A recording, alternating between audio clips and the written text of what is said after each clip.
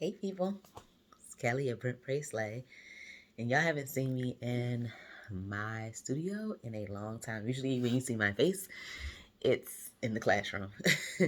And I was thinking, how come they don't see me like at home anymore? Um, this is me. So good morning. It is like 5:30 in the morning, and I just started this new routine and I wanted to tell you about it. Um, I felt like I wanted to be um open about what's going on with me. So I just was when the quarantine happened, I was really excited. Like you get to stay home with your family and focus, and I really needed that time. With my previous career, it was just going and going and going, and the quarantine gave me that time to like slow down and pay attention to a lot of different things within myself, within my family, and within our home since we were in the house. um, but it did something different where I feel like that was a perk. But it did something different with my connection spiritually. So I'm used to going to church every Sunday. I'm used to connecting with different Christians like in person. And that started to weigh on me and I didn't really know it.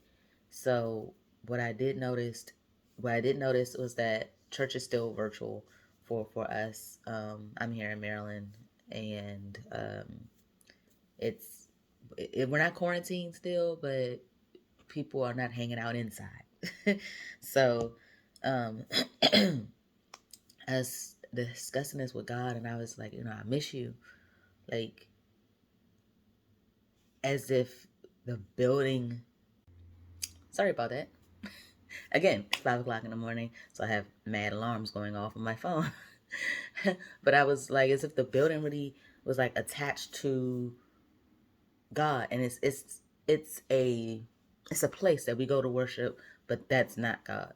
Um, but I really did miss church, and then I was like, well, that's a portion of um how I connect to God. I connect to God in so many other ways. I mean, you see it on my channel. There's so many other ways that I connect to God. I got my small group. I have my Patreon. I have Instagram where I connect with Christians there. My journals, my husband, kids. There's so many other ways. Um, but something was like missing. And I felt like the difference was starting my day with God, and I wanted to get back into that. So that's what we're doing right now.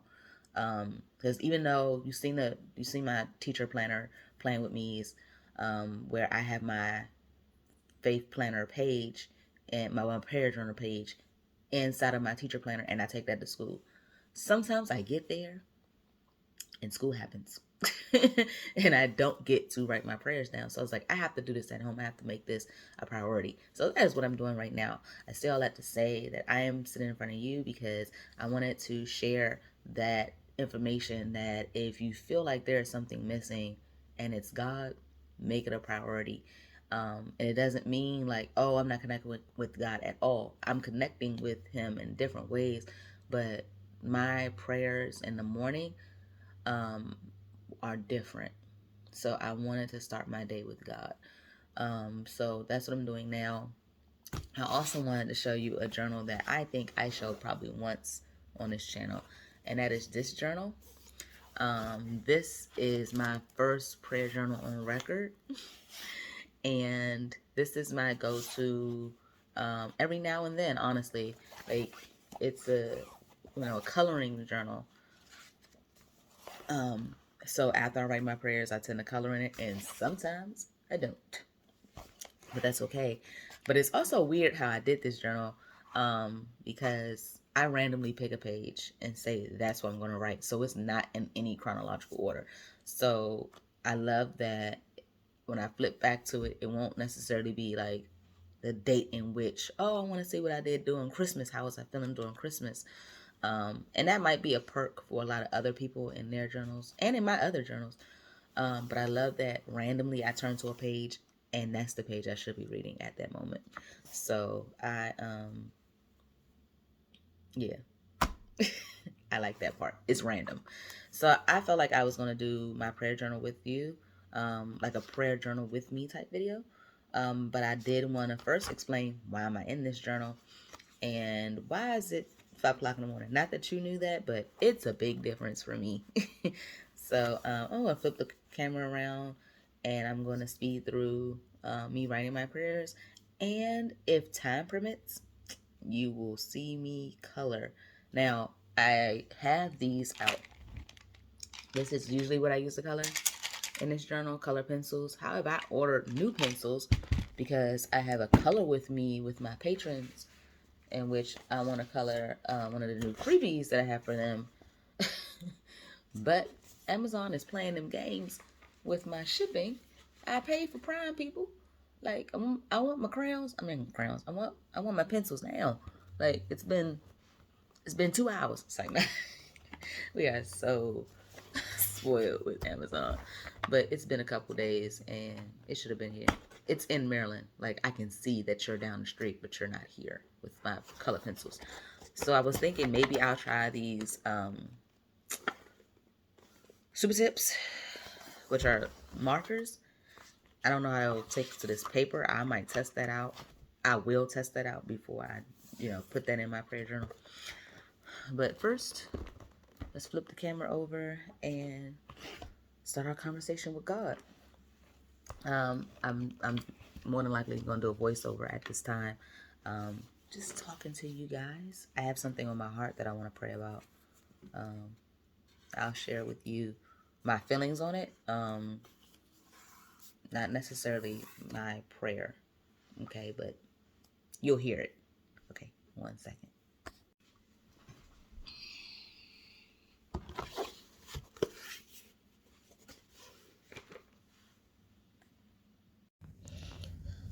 Okay, so I honestly dove into this journal and I really wanted to pray to God about marriages. Like that was really on my heart.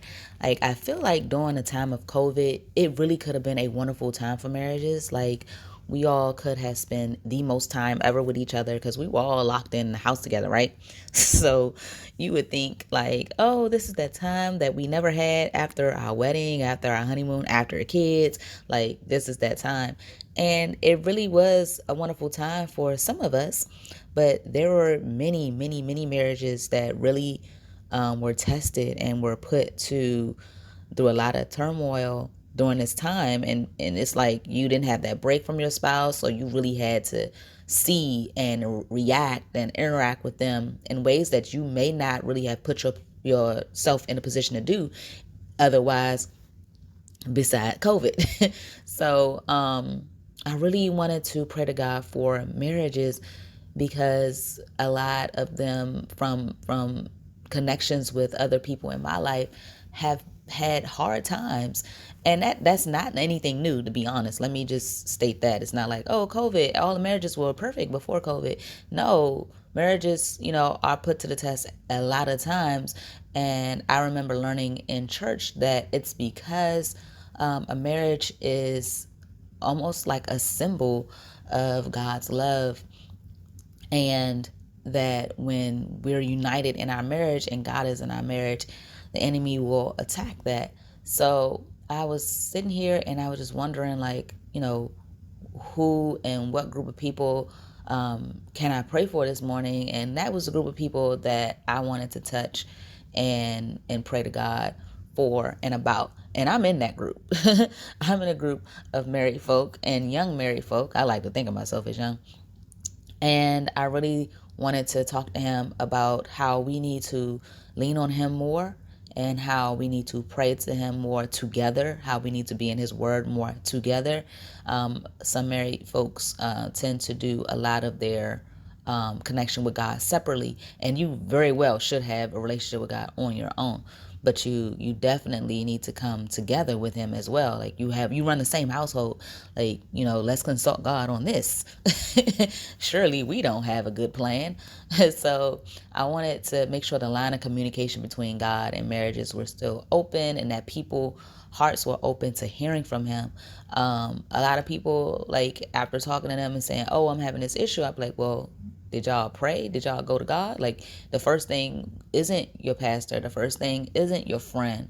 I would like to think that I'm an awesome friend, and I would like to think that you have an awesome pastor. However, God is more awesome, of course, and that is the source. So you definitely want to pray to him with your spouse, like y'all together, like holding hands. I mean, it's no perfect way to do it. I'm just saying, like, y'all need to be in the same room, praying the same prayer. Y'all can, take turns praying. We've been in prayer, my husband and I, and like he'll pray and then I jump in there and pray as well. It's a wonderful thing. Like, we need to definitely do that or get back into it if that was something that we all once did. And it's not just our connection with God together, it's our communication with each other. Like, people are not speaking to each other in love.